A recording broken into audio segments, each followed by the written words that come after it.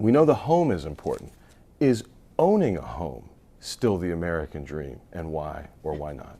That's an interesting question, and I think controversial, right? So that's the traditional model when you're thinking about creating wealth for yourself. But I think as you come to look at the generation that's coming behind me, is that they are really investing in themselves and having a thriving life where you can travel, where you can create a healthy lifestyle, where you get to do things other than outside of a house is important. And so renting, affordable rent, is really important. I know that there's some cities who are really looking at shipping container units because those are lower cost, looking at tiny homes, also are looking at micro housing, where there's pretty much everything that you need, where micro housing is where you kind of have, a bedroom to yourself, but then you have communal kitchen and living.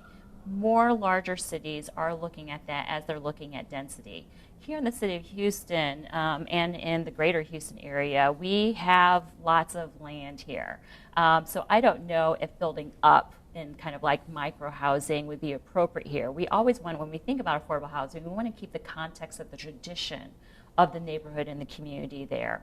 And so how do we build within the community affordable housing that's right and appropriate for that community, which is why having those community members at the table with decision makers and policymakers is really important. But I would say over the next 10 years, nothing should be off the table. We should be exploring every innovative, brilliant idea that not just the US is doing, but countries around the world are doing when it comes to affordable housing.